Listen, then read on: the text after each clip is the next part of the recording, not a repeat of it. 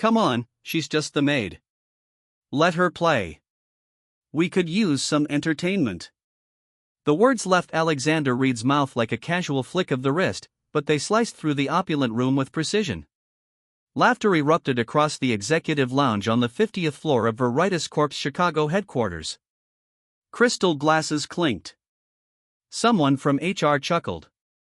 A vice president raised an eyebrow, amused. Can you imagine being underestimated in a room full of power? Stay with Real Stories Diary to see how one move changes everything. In the middle of it all, standing by a polished marble column with a cleaning cart beside her, was Maya Williams. Black uniform, name tag faded, gloves in her pocket, calm eyes, still as stone. No one knew that Maya once played on national circuits as a girl from Southside, when she was called the Rook Whisperer at 13, before her father's construction accident, before her mother's kidneys failed, before her scholarship disappeared and the chessboard was boxed away for good. Now, she mopped floors while CEOs gave speeches on innovation.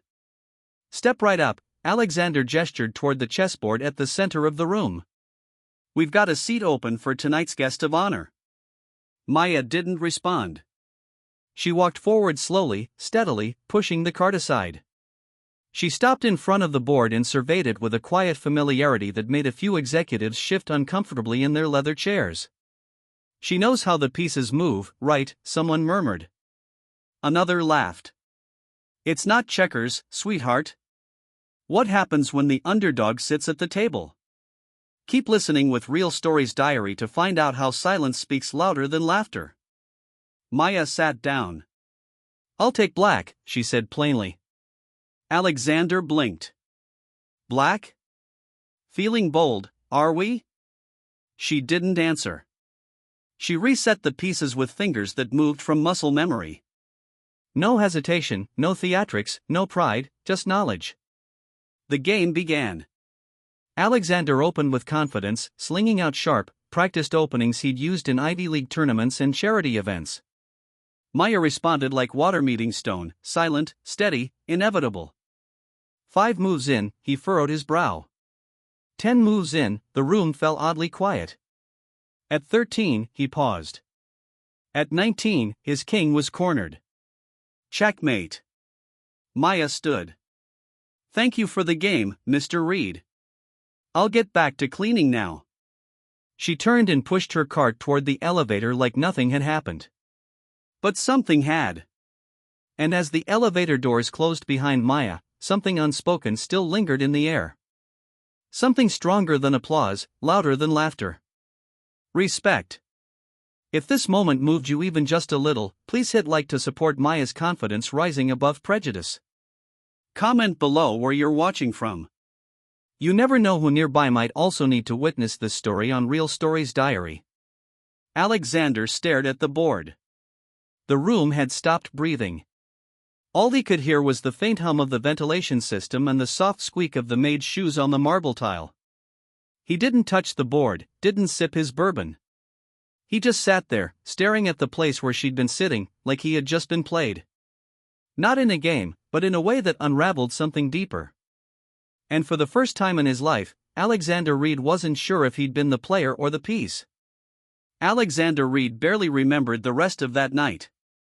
He remained seated long after Maya had left the room, ignoring the shallow laughter that fizzled out around him and the awkward glances from the board members who didn't quite know how to act after the boss had been publicly humiliated by the janitorial staff. When the last of the wine bottles had been cleared and the room prepared for post-event cleaning, Alexander was still staring at the board. Should I, pack the board away, sir? A junior assistant asked hesitantly. Alexander didn't respond. He just stood slowly and walked out, leaving the assistant with nothing but silence and a board still showing his defeat. He didn't sleep that night. Not really. His downtown penthouse, usually a place of calculated minimalism and pristine order, felt strange, almost suffocating. He sat at the kitchen counter well past midnight. The city lights flickered against the glass walls, laptop open, fingers moving faster than his thoughts. He searched her name. Maya Williams. Dozens of results. None of them her. No LinkedIn. No social media that matched her face. No tournament records. No old chess blogs. Just noise, other Mayas, other lives. But not her. Not the woman who had quietly dismantled his strategy like she'd read his soul. By 3 a.m., he was inside the U.S. Chess Federation's digital archive, digging through years of junior tournaments in Illinois. Nothing. No Maya Williams in any finalist lists. No photos, no ratings. It was as if she had never existed in the world of chess. But that wasn't possible. That level of control, the way she absorbed his tempo and flipped it against him, wasn't born from casual play. That was discipline. That was memory. That was someone who used to be formidable. He zoomed in on a grainy photo from a 2009 local event, Southside Youth Invitational. One face in the crowd looked familiar. Same quiet gaze, same tilted head, same braid tucked behind one ear. The name beneath it, Maya J. That was all. He exhaled sharply, closed the laptop, and rubbed his face. What was he even doing? This wasn't about revenge. Not really. It wasn't about ego either. At least not the kind he was used to. This felt more like being undone. He hadn't just lost a game. He'd been seen by someone the world refused to see. The next morning, he canceled 2 investor calls and showed up at Veraritoss Corp headquarters wearing the same black shirt from the night before. His executive assistant raised an eyebrow. "You okay, sir?" "Fine," he said curtly. "Just schedule light today." Then he did something he had never done in his 10 years as CEO. He took the service elevator down to the facilities level. It smelled like disinfectant and old paint. The lighting flickered overhead. He passed janitors who nodded in confusion, maintenance workers who froze mid-step. He didn't care. He was looking for her, but Maya wasn't on shift. A clipboard in the cleaning office listed her as off-duty for 2 days. No phone number, no address, no emergency contact. Back in his office, Alexander paced. He opened the internal employee directory and found nothing more than her badge ID and shift hours. He considered calling HR, but knew better. They'd spin it into an HR violation, a harassment case, a legal fireball. Instead, he waited. 2 days passed. On the 3rd morning, he stayed late in the executive lounge, pretending to review architectural drafts for the upcoming product launch. He left the board out on purpose. He even reset the pieces, white facing him.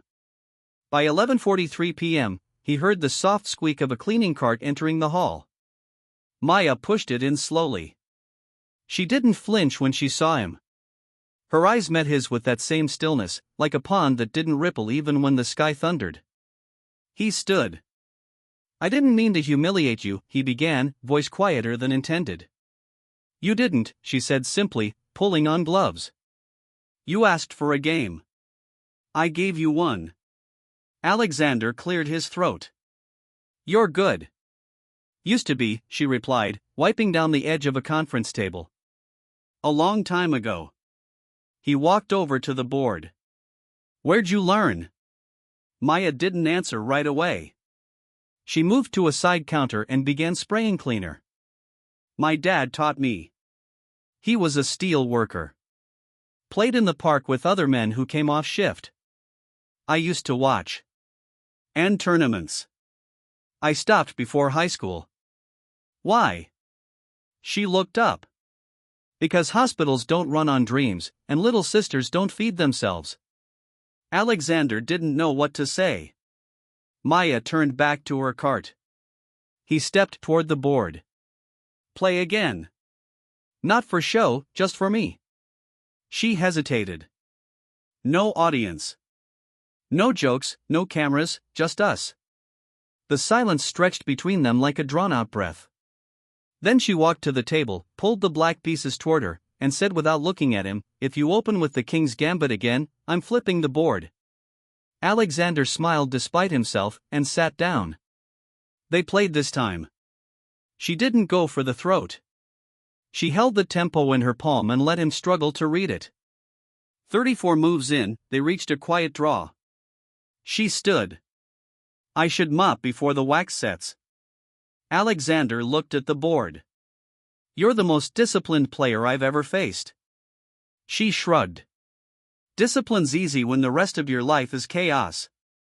As she pushed the card away, he called out, Maya. She paused. I'd like to play again. She nodded once over her shoulder, then leave the board set. And just like that, she was gone again. Only this time, Alexander wasn't left humiliated. He was left intrigued and humbled.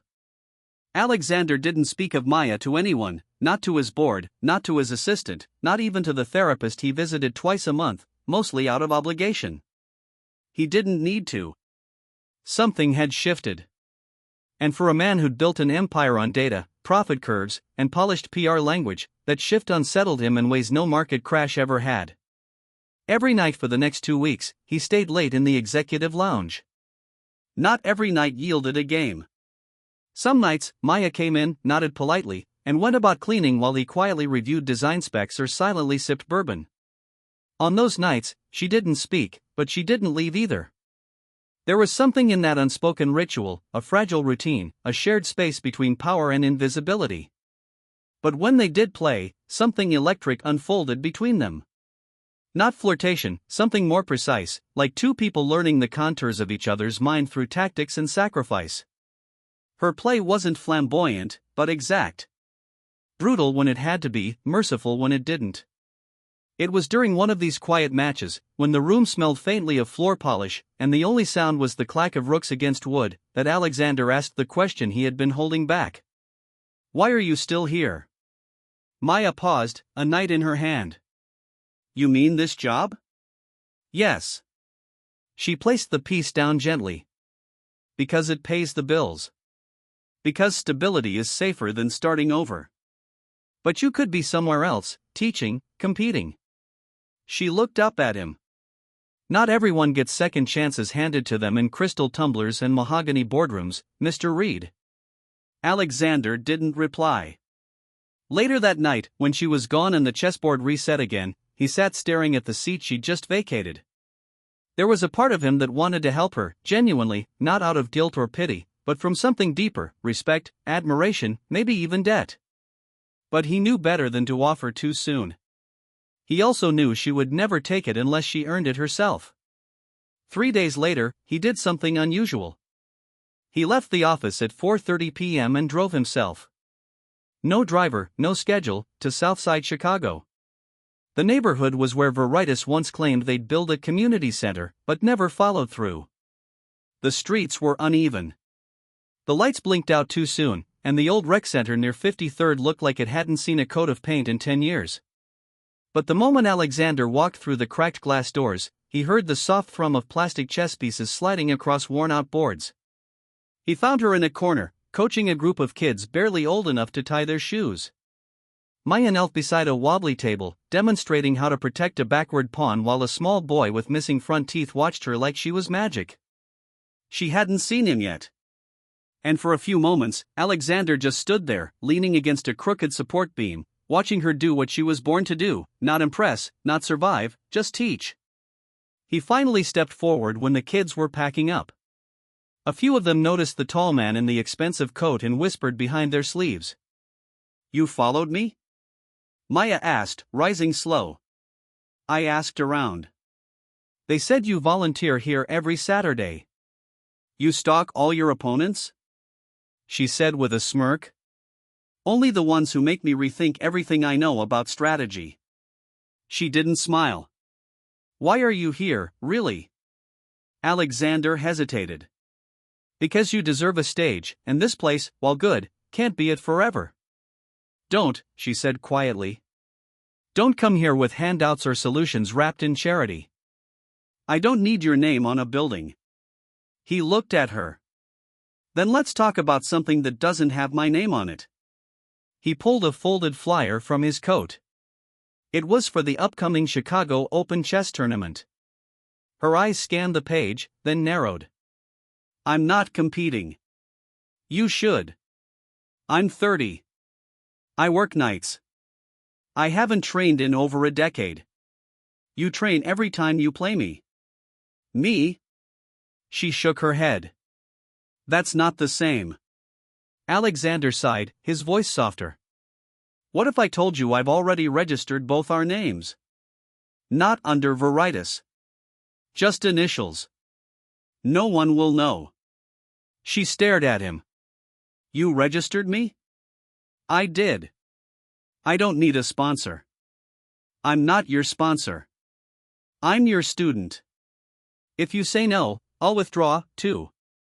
But don't tell me you're not curious. She held the flyer in her hands, fingers curled along its crease. After a long pause, she finally spoke. I'll consider it, but only if we train the same way. Equal ground, no private coaches, no luxury setups. I play where you play. And if I win, she added, you'll stop treating me like a puzzle you need to solve. He nodded. And if I win?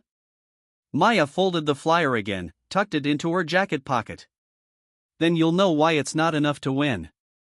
That night, back at the office, Alexander removed the expensive glass board from the lounge and replaced it with a scratched, travel-worn set he ordered from the same website used by community centers.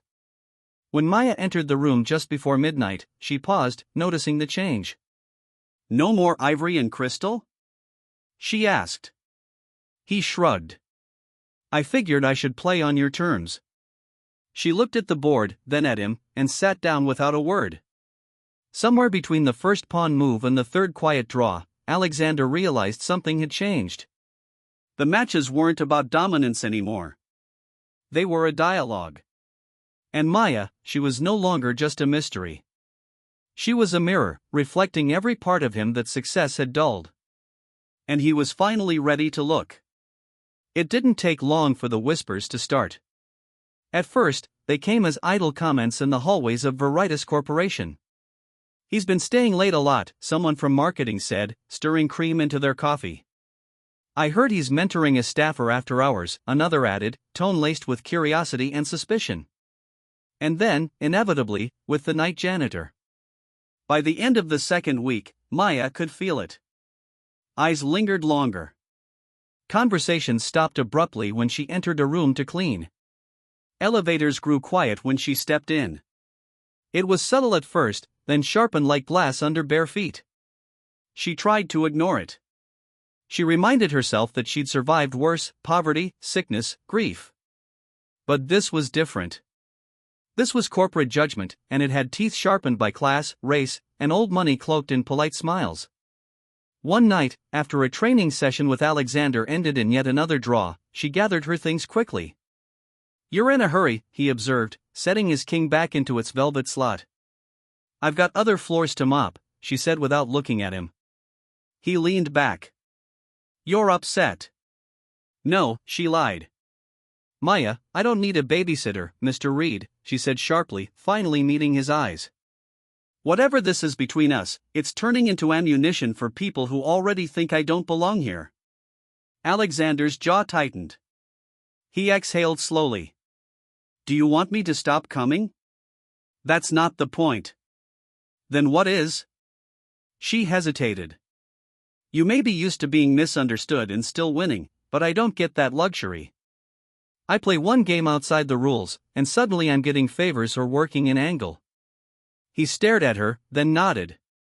Understood. The next morning, Maya found a note folded under the travel chessboard. I'll stay out of sight for a while, but I'm still playing. If you are too, I'll leave my moves here, one each night. And he did, for 4 nights straight. When she entered the lounge, she found a single move made, always on the same board, always followed by a small post-it with his handwritten notation. E4, King's Gambit. She responded silently, leaving no notes of her own, only counter-moves. It was strange, intimate in its own way, a conversation with no words, no audience, just the game and the understanding that they were both still in it. Meanwhile, outside the safety of those evening exchanges, pressure mounted. Maya was called into HR. The room was white, impersonal, the kind of space where people were told they'd been restructured out of relevance. We just want to ensure everything is professional, the woman in the beige blazer said, fake smile unblinking. There have been questions. I clean floors, Maya said calmly. And sometimes I play chess with the CEO, after hours, on his break, no money, no contracts, just chess. The HR woman smiled tighter. You must understand how this appears. I understand appearance is often a luxury of those with titles, Maya replied, then stood. Am I being disciplined? No, the woman said quickly, as if caught. Then I have work to do. She left without another word. Later that night, she considered skipping her floor, letting someone else clean the executive lounge, but something pulled her back. When she walked in, the board was already mid-game. A queen sacrifice sat in the center, bold and unusual. She blinked, then smiled. So, he was paying attention. She played her counter. This time, she didn't leave in silence. She left a note. Nice try, but your diagonal was exposed 3 moves ago. M. The next day, Alexander called a closed-door meeting with his board of directors. They expected new product proposals, restructuring plans, quarterly charts. Instead, he handed them a 1-page memo titled Community Initiatives Directive, Southside STEM and Chess Program Pilot. One board member raised an eyebrow. You want to allocate funds to chess and mentorship? Alexander said flatly. We've failed this part of the city before. It's time we did something real. And the optics? Another asked. Given the rumors? Alexander looked up. The optics are that we're a company who puts ideas into action. And the idea is simple. Talent doesn't always wear a badge with a corner office. Sometimes it holds a mop. They approved the pilot narrowly. 3 days later, Maya received a visitor at the rec center. A woman in a tailored green suit introduced herself as a representative from the Veraritoss Foundation. We'd like to fund your Saturday program, she said gently. Supplies, transportation, new boards, no conditions, anonymous donors. Maya narrowed her eyes. Does this have anything to do with the man who always plays white? The woman didn't answer, just smiled. That evening, Maya returned to the executive lounge. Alexander was there, standing, not seated, hands clasped behind his back as if he were awaiting judgment.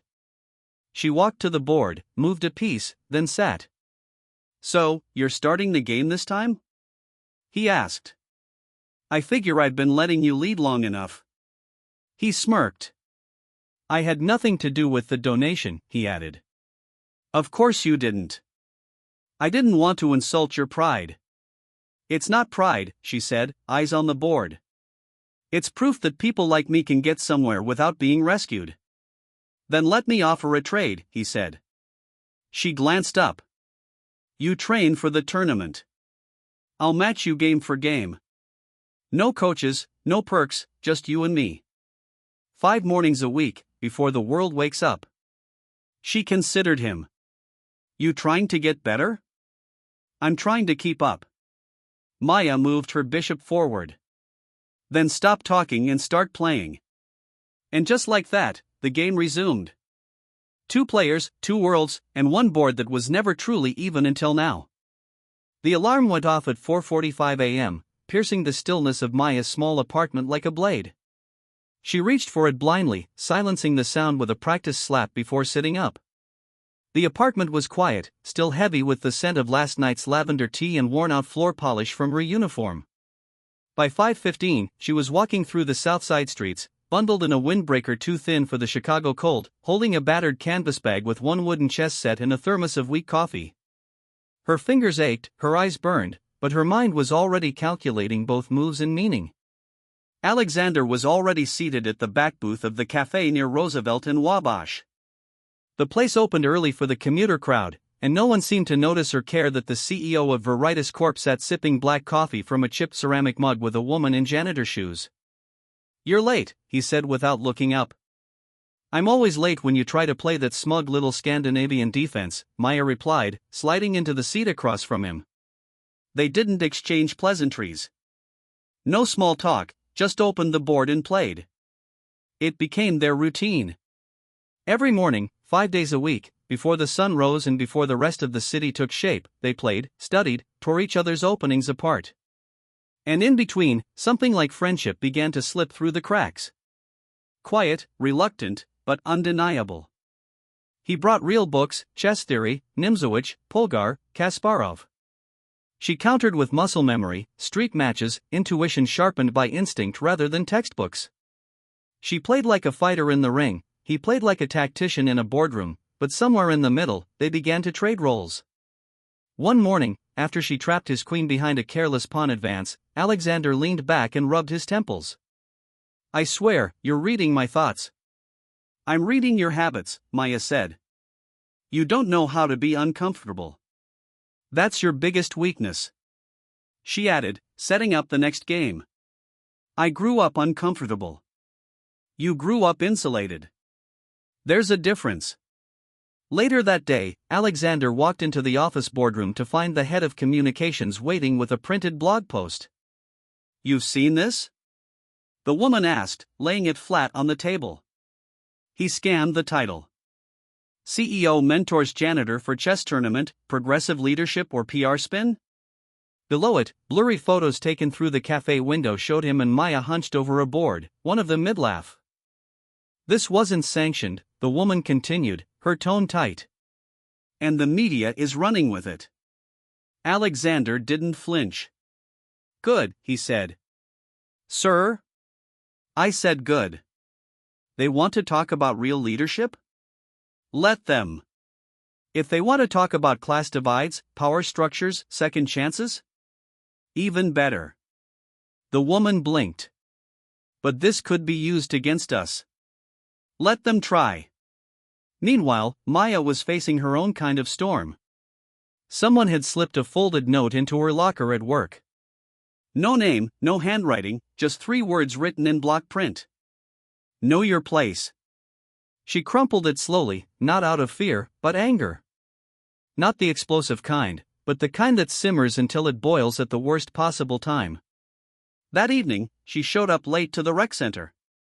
The kids were already finishing their tactics drills, and Coach Harris gave her a concerned glance. "You okay?" "I'm fine," Maya said quickly, dropping her bag. "You don't look fine." I said, "I'm fine."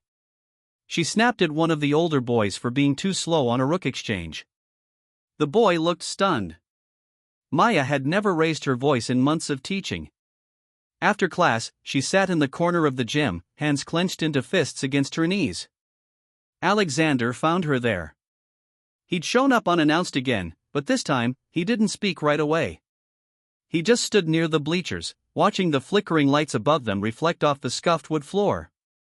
"You didn't show this morning," he said finally. "I know. I waited an hour." "I know."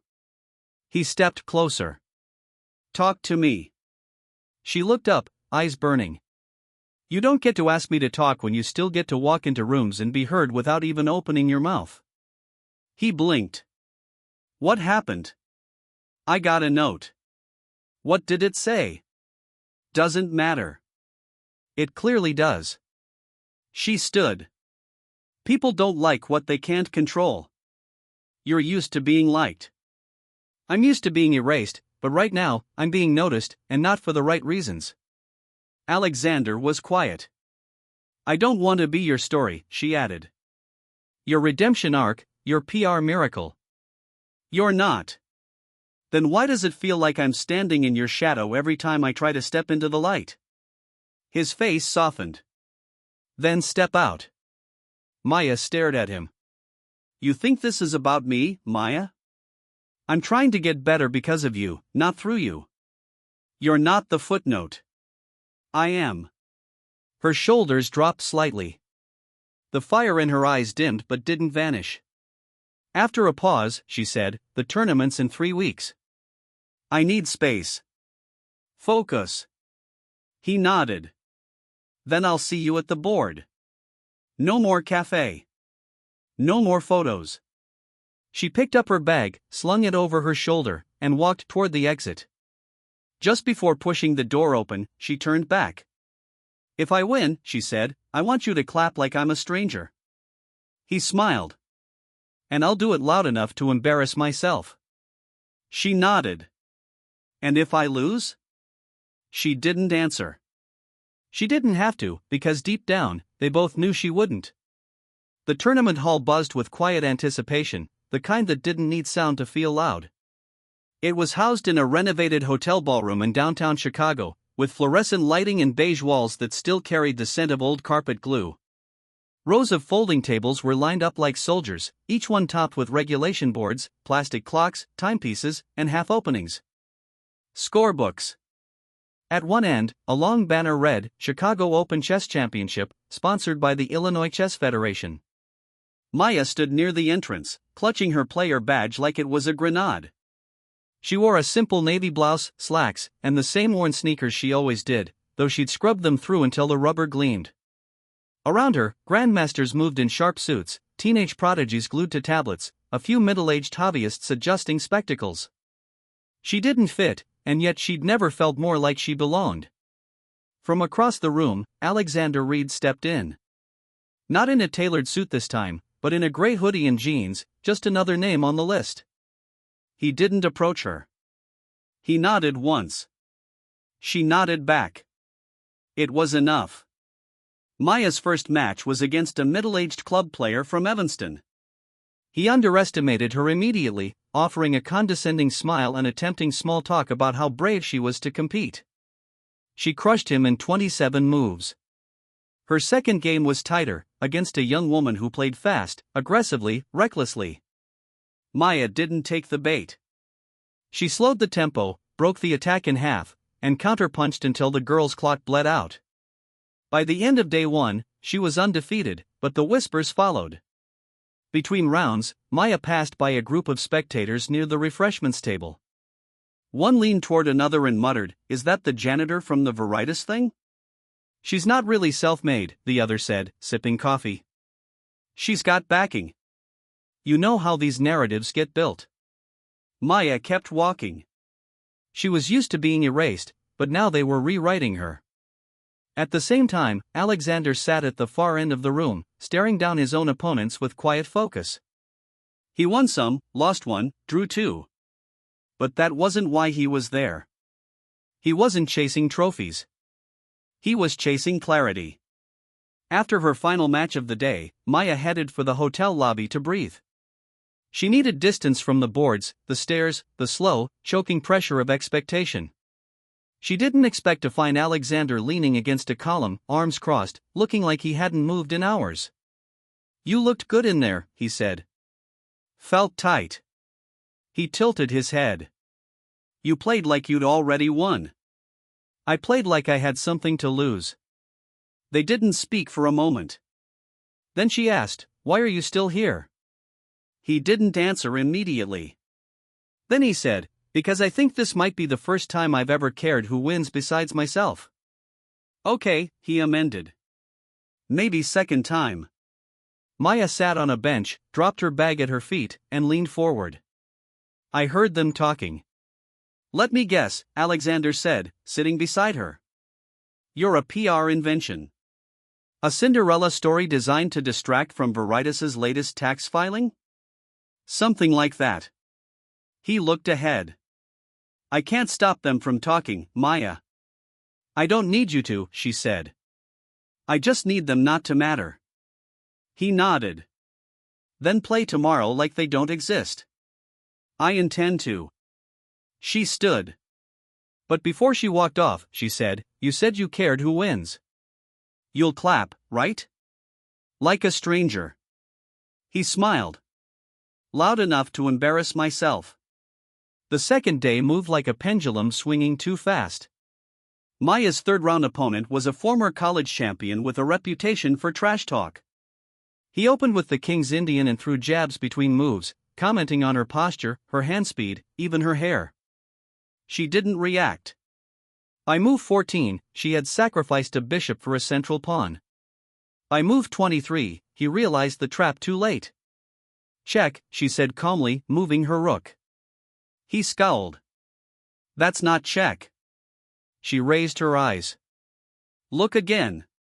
He looked and froze. A beat passed. Then, checkmate. She signed her score sheet. He didn't shake her hand. That evening, the final list of semi-finalists was posted outside the hall. Maya made the cut at the very top. Alexander made it barely.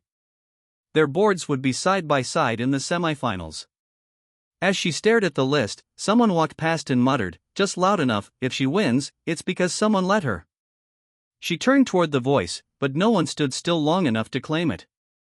She didn't sleep that night. She lay in her hotel bed, staring at the ceiling, wondering if she was chasing victory or just running from the feeling of being less than. When she walked into the tournament hall the next morning, everything was louder, sharper.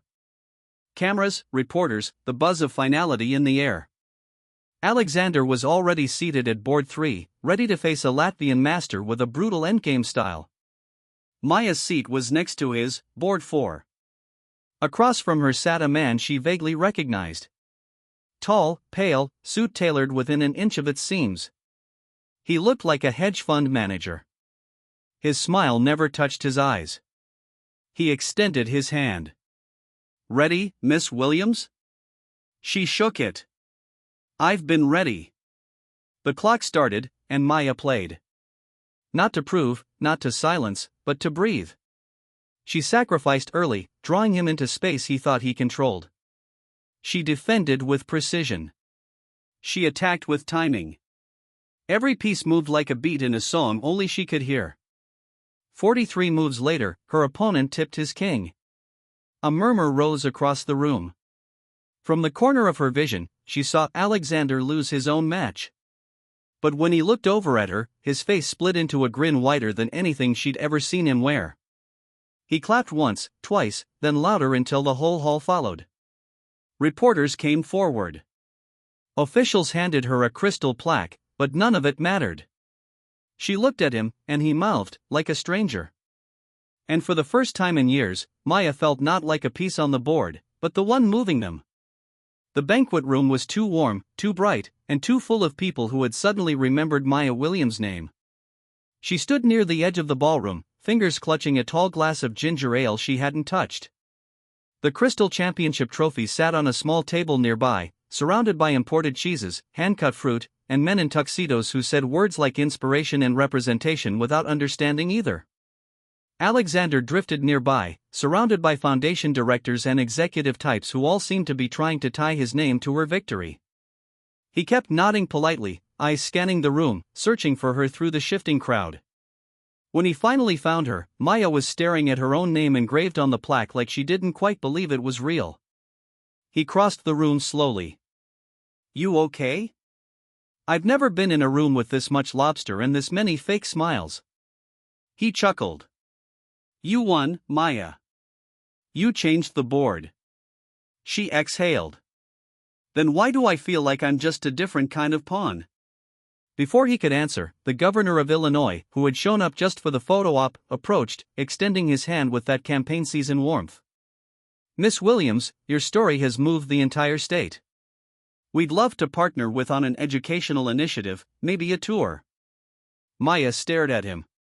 "You mean you want to put me on a bus and let me talk to classrooms full of kids about how I got lucky?" The governor blinked. "I wouldn't say lucky.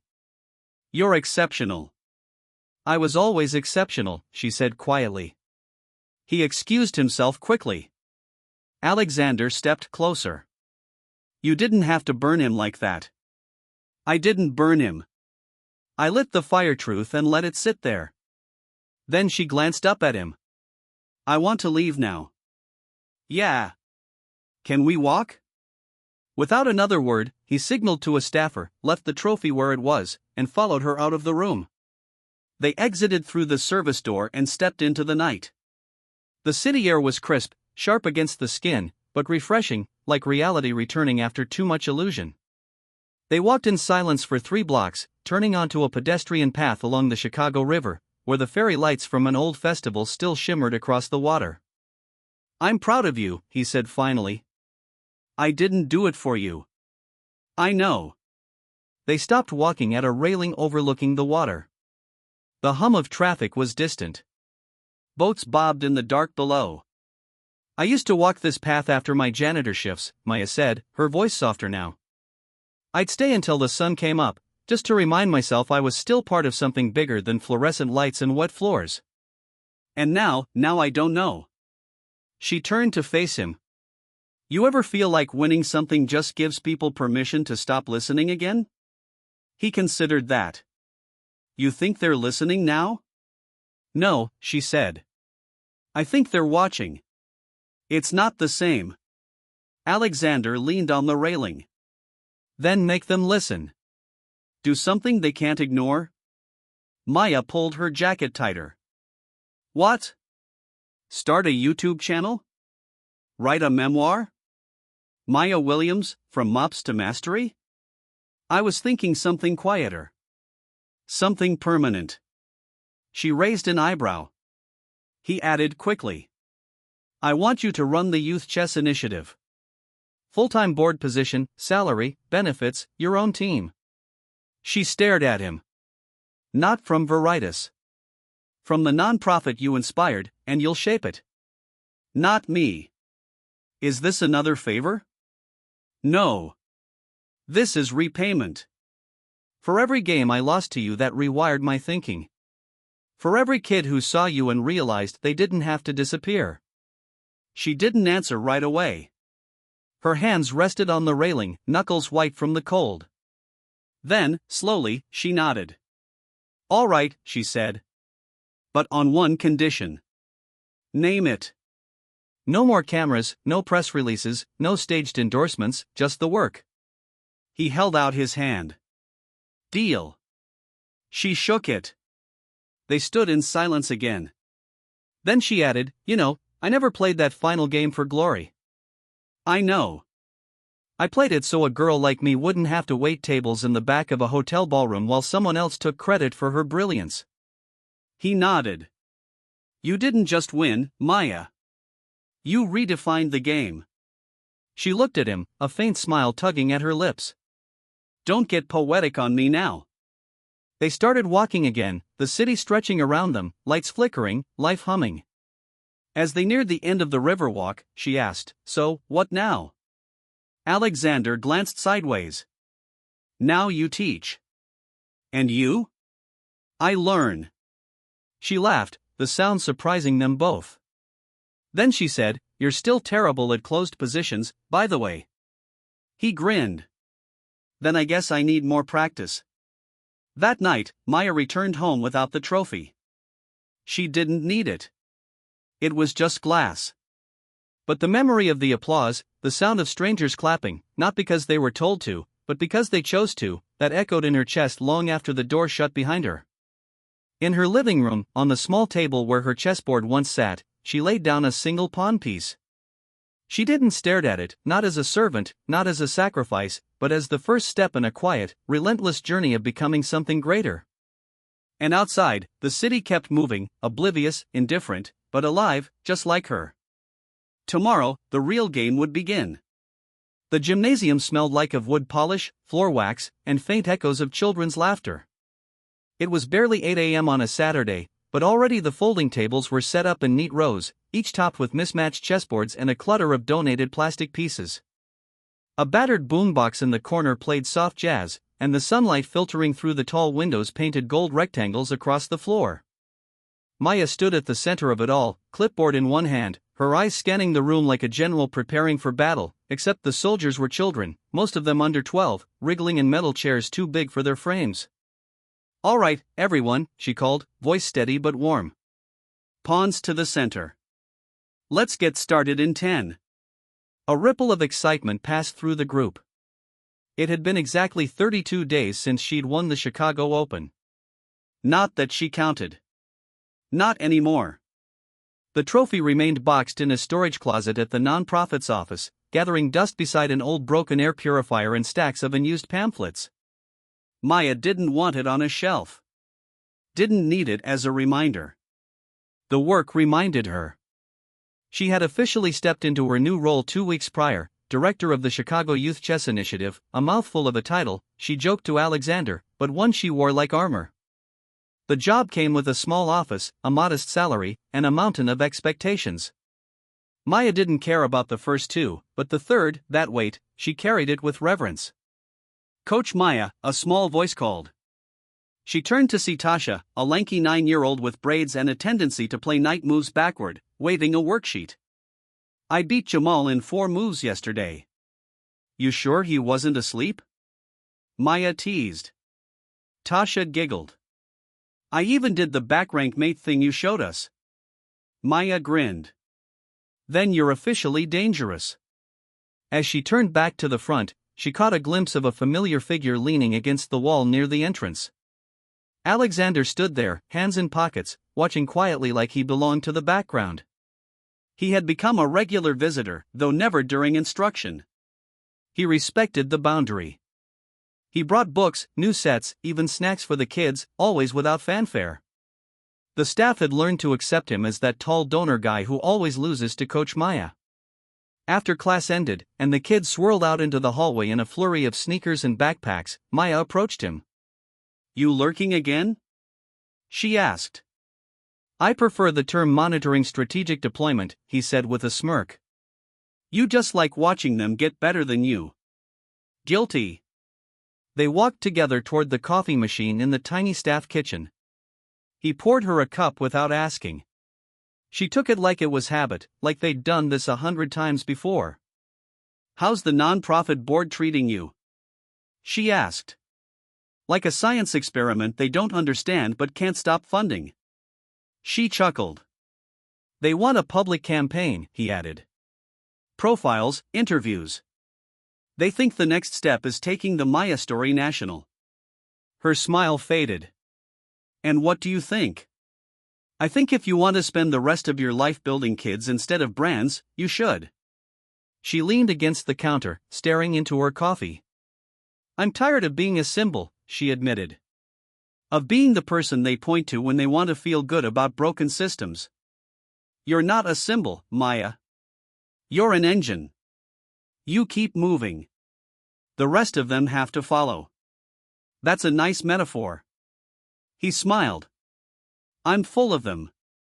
I should have been a poet or a chess piece. She tilted her head. You'd be a rook.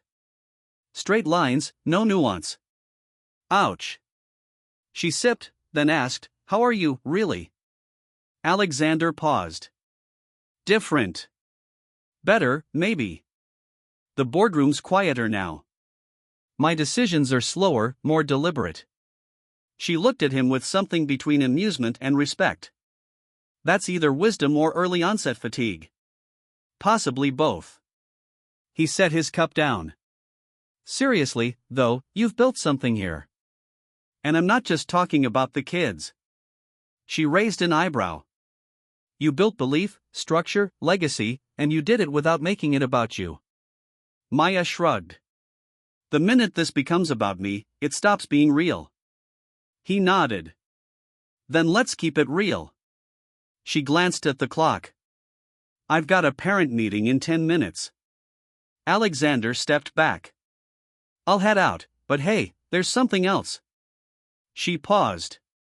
There's a citywide youth invitational next month. Big sponsors, big visibility. I was asked to nominate a coach to lead the Chicago team. And I put your name down. She narrowed her eyes. Without asking. You would have said no. Exactly. He shrugged. Now you get to say yes. She sighed, but didn't argue. As he turned to go, she called after him. Why are you still showing up? He stopped, then looked back. Because this, he said, sweeping a hand toward the room behind her, is the best thing I've ever been lucky enough to stand beside. She watched him leave, the door swinging closed behind him with a soft click. Back in the gym, she found the single pawn piece she always left out on the demo board. She turned it in her fingers slowly, the plastic warm from the sun. Then carefully, she placed it on the 8th rank, the end of the board, the beginning of everything else. The auditorium was older than most of the students sitting in it. The ceiling tiles had yellowed at the edges, and the stage lights flickered faintly with the rhythm of time-worn wiring. But on that afternoon, with rows of folding chairs filled by families, coaches, and city officials, the space pulsed with something new: pride, tightly coiled anticipation, and the unmistakable hum of recognition. Maya stood at the side of the stage, adjusting her collar of her navy blue blazer. It still felt strange, wearing something that didn't smell like bleach or carry the weight of a mop strap on her shoulder. Her shoes were clean, polished. Her name tag didn't say custodial staff anymore. It said coach.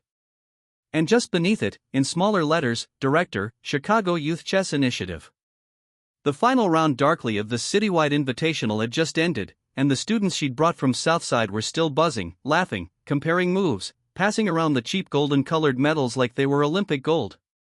They hadn't won the whole thing, but one of her students, Tasha, had made it to the top 5, and that, Maya thought, was enough to turn the page. The MC cleared his throat. And now, before we end today's ceremony, we'd like to recognize someone without whom none of this would have been possible. Maya felt her stomach twist. No, not this. But the spotlight was already moving.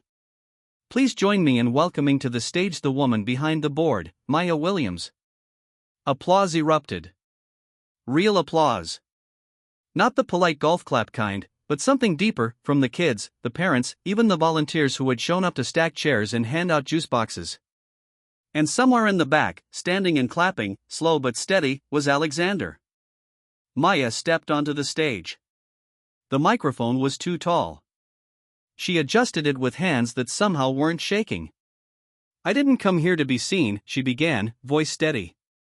I came here because I thought if I could help one kid believe they were more than what their neighborhood, or their school, or their past told them, then that would be enough. The room quieted. But you've all shown me I was aiming too small. You don't just want to believe, you want to build. And you have. She paused. There was a time, not long ago, when the only thing people noticed about me was the card I pushed. Not my name, not my mind, certainly not my game. Scattered nods, some tears. But the beauty of chess, she said, is that even the smallest piece can change the entire board if it's brave enough to cross it. A beat passed. Then, thunderous applause. After the ceremony, Maya ducked behind the curtain, needing a breath, a beat, a moment to fold the noise into something she could carry. She didn't expect to find Alexander waiting there, leaning against a stack of stage props with 2 coffees in his hand. I figured you wouldn't want champagne, he said. She took the cup, blew gently on the lid, and murmured, You figured right. They sat on a stairwell backstage. The noise from the auditorium hummed on the other side of the curtain. You did it, he said. We did it. He looked at her. No, Maya, you did. She smiled faintly. You're really bad at letting people deflect credit. He grinned. I'm in recovery. They sipped in silence for a moment. Then he asked, What's next? Maya looked down at her cup. More kids, more boards, more mornings where someone doesn't think they can win until they do. And you? She shrugged. I'll keep showing up. Keep listening. Keep moving forward. Alexander nodded. I have something for you. She frowned. If it's another foundation plaque with my face on it, I swear I'll throw it in the river. He laughed and reached into his coat pocket, pulling out a small flat box. He handed it to her. She opened it. Inside was a single carved chess piece, a queen made of polished black walnut, its base engraved with 5 words, Every move you made mattered. She stared at it for a long time before speaking. I'm not used to keepsakes. You should be, he said quietly. You're someone worth remembering. She closed the box gently, the sound of the lid's soft click but final. Thank you. They stood together, neither in a hurry. Before they parted, he asked, Do you ever regret anything? What? Taking regret the match that night? Sitting down at that board? She shook her head. No, I regret every day before that one, when I convinced myself I didn't deserve to. Outside, the sun was beginning to dip below the rooftops. The city breathed on without fanfare, without spectacle. But something had changed. Not in the skyline, not in the headlines, but in the quiet hearts of the kids who now believed they had a place on the board, in the game, and in the story. and in the heart of one woman who had finally stopped walking with her head down. Later that night, alone in her apartment, Maya placed the carved queen next to the pawn piece on her table. Two pieces, one beginning, one becoming. And outside, the city kept moving. If this story moved you, share it with someone who needs to hear it. Subscribe to Real Stories Diary for more tales of resilience and triumph. Comment below and tell us where you're listening from. Until next time, keep moving forward.